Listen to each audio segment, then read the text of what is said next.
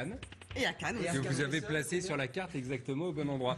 Il faudrait que je revoie la carte, j'ai pas bien regardé. Faites-moi confiance. Carcassonne, c'est à quelques encablures de Toulouse, comme chacun sait, 45 minutes de voiture, et on a hâte. Mais on va aller à Cannes pour l'instant, puisque la star de la soirée à Cannes, c'était une jeune femme qu'on a bien connue il y a 26 ans, dans le costume de Pretty Woman, qu'on a beaucoup aimé, bien évidemment. Julia Roberts, toujours très glamour. Ça, c'est le personnage, évidemment, de Papier glacé ou de Tapis rouge. Elle est comme ça dans la vie ou pas du tout? Non, Laurent, pour tout vous dire, dans le métier, on la surnomme la garce, The Beach. Ah oui.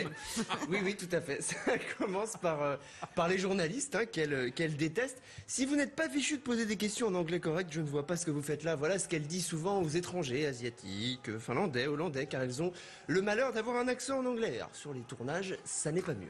En 91, sur le tournage de Hook, par exemple, elle traite Steven Spielberg, de sinistre con. Ah. Pourquoi? Parce qu'il lui fait jouer la fée Clochette et que du coup, elle est suspendue dans les airs. Alors, elle a même une assistante à l'époque qui est censée veiller à la propreté de ses pieds. On la surnomme sur le tournage Cloche de l'enfer.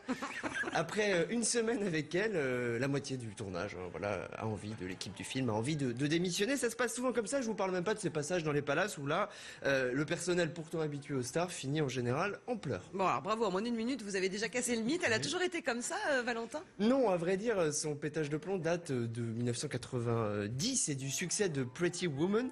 Mais vous savez, il faut quand même la comprendre, la pauvre Julia Roberts, 23 ans elle avait à l'époque, et son histoire ne l'avait pas préparée à ça. Elle a eu une enfance vraiment terrible. Elle est née à Atlanta, ses deux parents se déchiraient comme dans un film.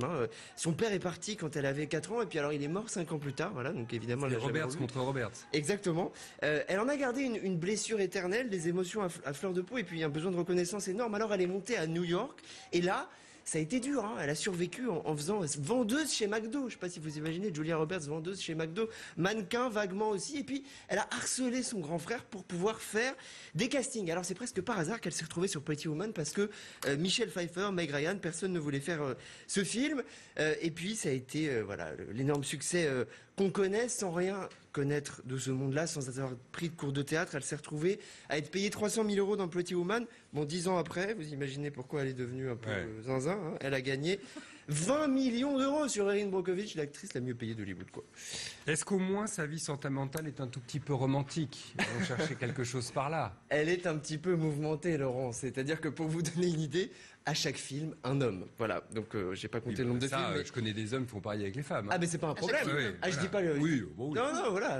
Mais alors, Richard Gere, évidemment, une aventure avec lui. George Clooney, évidemment aussi. Bon, oui. Alors ça, c'était. Ils sont restés à proche d'ailleurs. Oui, tout à fait. Alors ça, c'était plutôt sympathique. Pour certains hommes, ça a été beaucoup plus dur. Kiefer Sutherland, par exemple, l'acteur, rencontre sur un tournage en 91, grand amour, mariage à Los Angeles prévu en juin 91. Alors, on recouvre le sol de gazon, on met des roses partout. Sauf qu'au dernier moment, Julia annule tout. Parce qu'elle n'a pas envie. Voilà.